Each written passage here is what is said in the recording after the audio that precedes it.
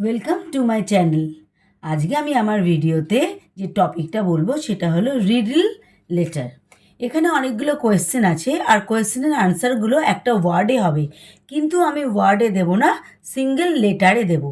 অবশ্যই ওয়ার্ডগুলো আমি বলে দেবো এবং তার বেঙ্গলি মিনিংগুলোও বলবো। তাহলে চলো শুরু করা যাক। First question, which letter is a drink? কোন অক্ষর দিয়ে আমরা একটি পানীয়কে বোঝাতে পারি? টি। টি টি মানে চা। Which letter is an insect? কোন অক্ষর দিয়ে আমরা একটি পতঙ্গকে বোঝাতে পারি? B.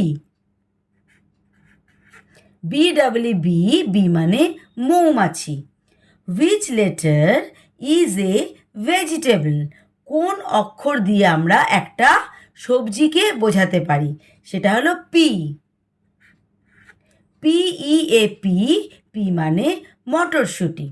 Which letter is source of salt? কোন অক্ষর দিয়ে আমরা লবণের উৎসকে বোঝাতে পারি? অর্থাৎ লবণ অর্থাৎ নুন আমরা কোথা থেকে পাই? ঠিক আছে, কোন অক্ষর দিয়ে সেটা বোঝাতে পারি? সেটা হলো সি। সি মানে সমুদ্র। হুইচ লেটার ইজ এ টুল? কোন অক্ষর দ্বারা আমরা একটা যন্ত্রকে বোঝাতে পারি? এক্স। এক্স মানে কুঠার। Which letter is a body part? কোন অক্ষর দ্বারা আমরা একটি শরীরের অংশকে বোঝাতে পারি? আই।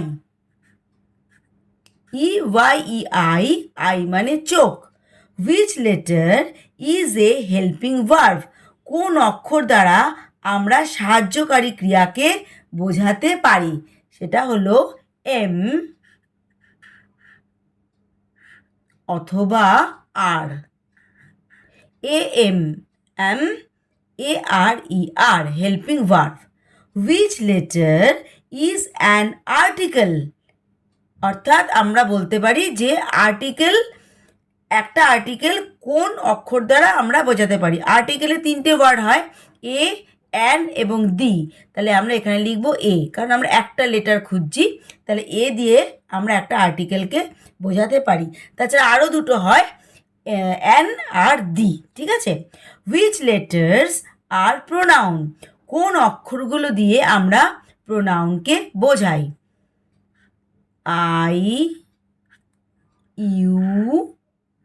আই এটা হয়ে গেল। ইউ হলো ইউ আর ভি আমরা ভি এটা লিখতে পারি। তাহলে ইউ আর ভি। তাহলে বোঝা গেল যে রিডল লেটার কোনগুলো। আশা করি তোমাদের এই সাবজেক্টটা ভালো লেগেছে। আজকে এই পর্যন্তই। নেক্সট ভিডিও নিয়ে আর কদিন পর অবশ্যই আসবো।